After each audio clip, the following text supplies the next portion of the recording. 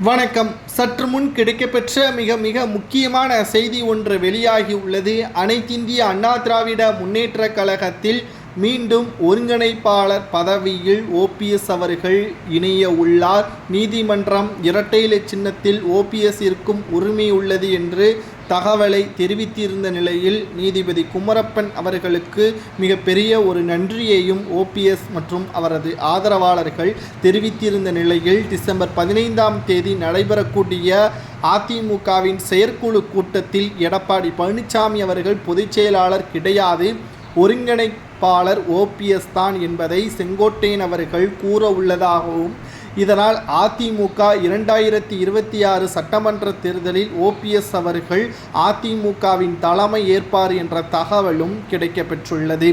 பல நாட்களாக அதிமுகவில் எடப்பாடி தனது ஆதிக்கத்தால் அனைவரையும் கட்டுப்பாட்டிற்குள் வைத்திருந்தாரை தவிர, ஆனால் தேர்தலில் மக்களை கட்டுப்பாட்டிற்குள் வைக்க முடியவில்லை. மக்களுக்கு நன்றாகவே தெரியும் உண்மையான தலைவர் யார், விசுவாசியான தலைவர் யார், மக்களுக்கு நன்மை செய்யக்கூடிய தலைவர் யார் என்பது மக்களுக்கும் தொண்டர்களுக்கும் நன்றாகவே தெரியும். கடந்த 10 தேர்தல்களில் அதிமுகவின் தொண்டர்களை எடப்பாடியை புறக்கணிக்கக்கூடிய ஒரு சூழலும் ஏற்பட்டது. தொடர்ச்சியாக எடப்பாடி பழனிசாமி அவர்கள் அதிமுகவின் நிர்வாகிகளால் அவமானப்பட்டிருப்பதையும் நாம் மறந்திருக்க மாட்டோம். குறிப்பாக மதுரை, கும்பகோணம், நெல்லை போன்ற பகுதிகளில் அதிமுக கள ஆய்வு கூட்டத்தின் பொழுது மோதல்கள் ஏற்பட்டு எடப்பாடிக்கு மிகப்பெரிய ஒரு அவப்பெயரை கூறினார்கள்.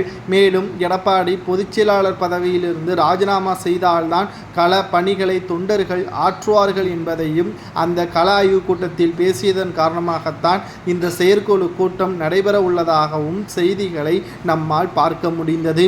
ஒட்டுமொத்தமாக திராவிட முன்னேற்ற கழகம் 2026 சட்டமன்ற தேர்தலில் வீழ்த்த வேண்டும் என்றால் அதிமுக முதலில் ஒற்றுமையாக இருக்க வேண்டும் என்பதற்காக ஓபிஎஸ் அவர்கள்தான் ஒருங்கிணைப்பாளர் என்பதை தேர்தல் முடியும் வரை அதிமுகவில் குழப்பத்தை உண்டாக்காமல் இருப்பதற்காக இந்த செயற்குழு கூட்டத்தில் செங்கோட்டையன் அவர்கள் கூற உள்ளதாகவும், இதனால் மீண்டும் அவர் ஒருங்கிணைப்பாளர் பதவியே அவர் பெற்றுள்ளார் என்பதை மக்களுக்கும் தொண்டர்களுக்கும் எடுத்துரைக்கும் விதமாக அமையும் என்ற தகவல் தற்பொழுது வெளியாகியுள்ளது.